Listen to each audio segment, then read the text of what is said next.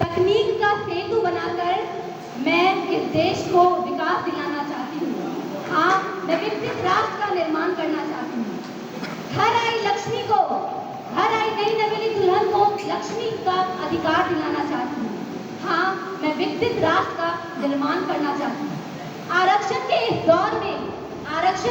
दौर में बेटियों को माँ के गर्भ में आरक्षण दिलाना चाहती हूँ। हाँ, मैं विकसित भारत का निर्माण करना चाहती हूँ। सभा में उपस्थित सभी गणमान्य व्यक्ति एवं मेरे साथियों, आप सभी को मेरा आदर, अभिनंदन, आभार।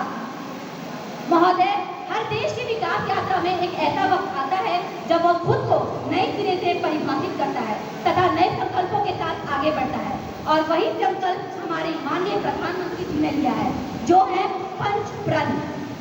क्योंकि कहा जाता है किसी भी सपने को साकार करने के लिए वह सपना देखना आवश्यक होता है।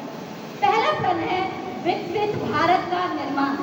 आखिर जैसा कि हमारा विषय है इंडिया @ 2047, आखिर कैसा हो हमारा भारत?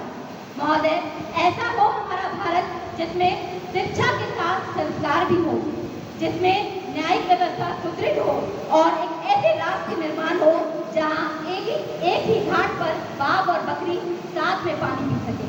महोदय, आज भारत G20 की अध्यक्षता कर रहा है। यह इस बात का प्रमाण है कि विकसित भारत का निर्माण हो रहा है। कृषि क्षेत्र में, जो कि भारत के कुल कार्यबल का 54.6% लोग हैं, वह 4.6% की वार्षिक वृद्धि के साथ आगे बढ़ रहा है, और इसे यूं ही आगे बढ़ाने के लिए हम युवाओं का योगदान अति महत्वपूर्ण है, क्योंकि वह युवा ही हैं जो भारत को विकसित बना सकते हैं। वो युवा ही हैं जो भारत को विकासशील से विकसित बना सकते हैं, और वो युवा ही हैं जो भारत को विश्व पटल पर दुनिया का सिरमौर साबित कर सकती है, और वो युवा ही हैं जो भारत के विश्व गुरु बनने के स्वप्न को साकार कर सकती है। क्योंकि कहते हैं जिस ओर जवानी चलती है उस ओर जमाना चलता है। हमारा दूसरा प्रण है गुलामी की हर सोच से आजादी। महोदय, संघर्षों के इतने वर्षों के बाद हम आजाद तो हो गए, परंतु हम गुलाम बन गए अपनी रूढ़िवादी सोच और घिसी पिटी परंपराओं के। जी हाँ, आज के गुलाम है गरीबी, भ्रष्टाचारी, अवसरशाही के, जो गुलामी की जंजीर हमारे पैरों में बंधी हुई है। लेकिन 2047 के सुनहरे भारत में इस गुलामी की कोई जगह नहीं है, और जरूरत है कि अन्याय के खिलाफ गुलाम की तरह चुप न रहे, बल्कि उसके खिलाफ आवाज उठाएं। हमारा तीसरा प्रण है विरासत पर गर्व। महोदय, भारत सांस्कृतिक, ऐतिहासिक, धार्मिक प्रतीकलाओं का भूमि है। आज मौखिक कंप्यूटरों की जब बात की जाती है तो हमारे वैज्ञानिकों ने ये माना कि हिंदी भाषा उसके लिए सबसे सटीक है, क्योंकि अंग्रेजी के लिए NO नो और ANOW नो दोनों का उच्चारण एक समान है, जो कंप्यूटर समझ नहीं पाएगा। इसीलिए हमें अपनी भाषा, संस्कृति पर गर्व करना चाहिए। इसका एक और कारण है कि हम उस देश के नागरिक हैं जहाँ छत्रपति शिवाजी और अशोक जैसे राजा थे।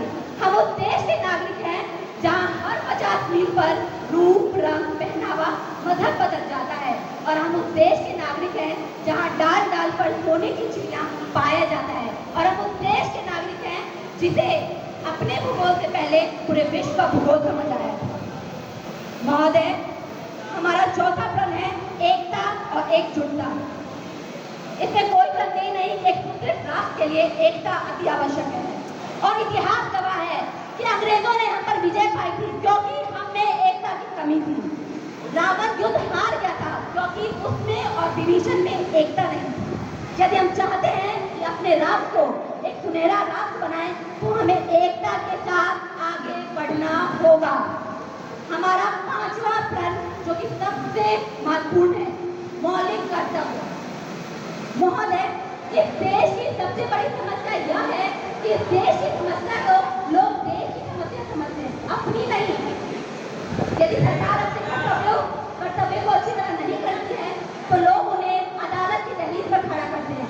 वही अगर हम खुद के मौलिक कर्तव्य को करना जरूरी नहीं समझते हैं, सोचिए क्या हो जब आपको भी अपने मौलिक कर्तव्यों की वजह से अदालत के कटघरे में खड़ा कर दिया जाए। और अंततः निष्कर्ष के तौर पर मैं यही कहना चाहूंगी कि इस सारी समस्या समस्याओं का एक ही निष्कर्ष है, हमारी मानसिकता। जब तक हमारी मानसिकता नहीं बदलेगी, सरकार कितने भी नियम ले आए, बिजली और पानी नहीं बच सकते जब तक हम खुद